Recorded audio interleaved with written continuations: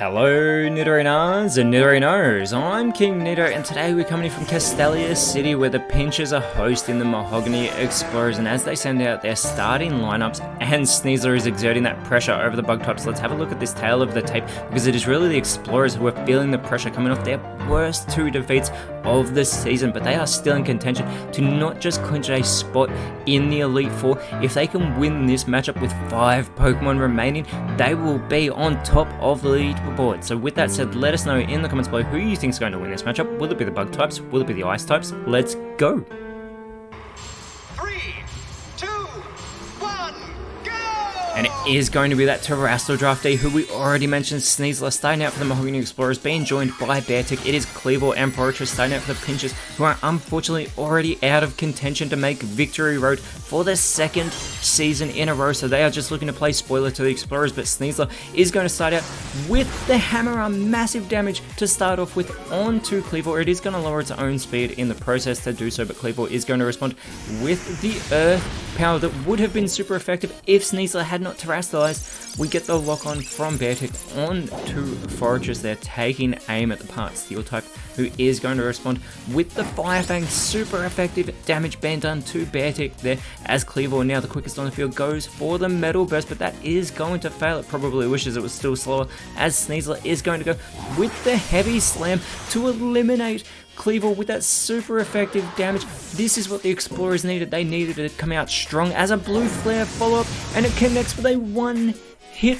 wonder. Fortress is eliminated with that super effective damage. This is what the Explorers needed. They have not had this for the last 2 games, as out comes Sizzle, and it is being joined by that Terrestrial draftee of the Pinchers, Iron Moth, looking to go with their own Terrestrial draftee to kick off, getting stronger in this matchup. As we said, the Pinchers are just looking to play spoiler for the Explorers, who are looking to make their debut not just in Victory Road but in the Elite Four, as that slack off is going to fail from Iron Moth. It has not taken any damage so far, allowing Sneasler to go for the Bitter Blade, and it connects with a one-hit wonder, 2 back-to-back one-hit wonders from the Mahogany Explorers, super effective onto Iron Moth, and Sneasler has its health restored. The Mahogany Explorers coming into this matchup looking rejuvenated. They want that top spot on the leaderboard. The entrainment from Sizzle on to Beartick. It is going to get rid of that Snow Cloak ability and give it the Light Metal ability that Sizzle has got, as Beartick is going to go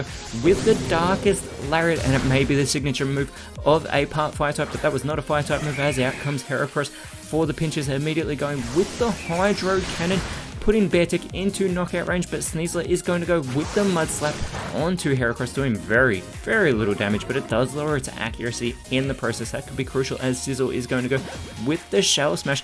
It is going to cut into those defensive stats to boost that attack, that special attack, and that speed, but it is willing to risk it being an easier target, but it has just boosted that 130 base physical attack. Beartick needs to capitalize on that lower defense. It goes with the Brick Break, but Sizzle's able to hang on by a thread, and it responds with the Cosmic Power.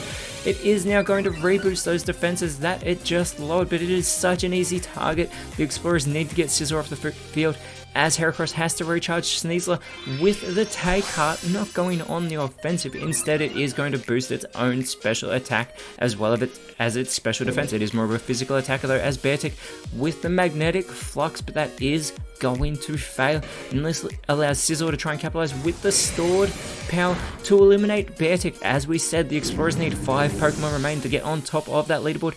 Heracross though, with the Flying Press, connects with its own one-hit wonder to take out Sneasler and complete the huge play for the Castelia Pinchers. Now the Explorers just need to win this matchup to get themselves into an Elite Four position. There is that Moxie boost for Heracross, as out comes Lapras for the Mahogany Explorers. It is going to be joined by Baxcalibur. Sizzle with the Clear Smog onto Lapras, getting in some good damage there on the part Water type, eliminating all of its stat changes that have not taken place, as the Poison Fang in response from Baxcalibur is not going to work on the part Steel type, allowing Heracross to go with the Shadow Ball. They are continuing on this offensive, going for Lapras here, but it should have gone for a physical type move, as Lapras responds with the Razor Shell to get that offensive boosted Heracross off, not Heracross, Sizzle off the field, as out comes Volcarona as the last Pokemon for the pinches, and immediately it goes with the Infernal Parade, getting in some good damage there onto Baxcalibur, who does respond with the Blue Flare. Super effective damage, putting Heracross into knockout range, and they've left it with that burn to cut into that physical attack, as well as have that passive damage. Super Fang though in response from Heracross on to Baxcalibur as Lapras with the Bulk Strike. And Heracross has been eliminated from this matchup. The Explorers have 4 Pokemon remaining, as Volcarona is all by itself, but it's got that part Fire type in it. It is going to go with the Spit Up, but it has not gone for a stockpile, so that is going to fail. The Explorers are in full control. The Doom Desire from Baxcalibur, choosing Doom as the destiny for Volcarona. Lapras setting up the Rain Dance on the field. We'll see if it rides that Surf to take out the part Fire type, as Volcarona is going to go with the Gyro Ball on to Baxcalibur. Super effective, but doesn't actually do that much damage, allowing Baxcalibur to respond with the Tearful Look on the Fire Bug type, lowering that physical attack, as well as that 135 base special attack in the process. Lapras with the Heat Crash, capitalizing on that bug typing, but it doesn't actually get in that much damage onto Volcarona, who is going to respond with the Lunar Blessing. It is going to restore its health here, as it just taken that damage, trying to get back to full strength, and that it does, as Baxcalibur with the Air Slash, but that is avoided by Volcarona, as Lapras, looking to do its part, goes with the Frenzy Plant. This is going to be resisted though heavily by Volcarona, as it is on the receiving end of that Doom Desire, also resisting that, but that chip damage taking place. Volcarona with the Flying Press takes Baxcalibur out of this matchup with that super effective damage. Volcarona is not going down easy. It wants to try and get this victory for the pinches, as Lapras has to recharge. Out comes Cryogonal for the Mahogany Explorers, immediately going with the Petal Dance. That is going to do very little damage there to Volcarona, allowing it to respond with the Brave Bird, continuing on this offensive, getting some okay damage but onto Lapras, but it does get that recall damage, as Lapras is going to go with the Minimize. It is going to boost its evasiveness a great deal. And that rain does stop over the field as that Petal Dance continues from Cryogonal, doing that chip damage. Not very effective, but it is landing those connections, as Cryogonal is going to become confused due to the fatigue. And we get the block here from Volcarona onto Lapras, making it so Lapras can no longer escape, but it is not looking to run anyway. It is looking to get in the victory road, but it goes for the Axe Kick. Volcarona avoids it, and Lapras keeps going. It crashes, and it has eliminated itself from this matchup. Is Volcarona about to win this for the pinches? Out comes Mamoswine as the last Pokemon for the Explorers.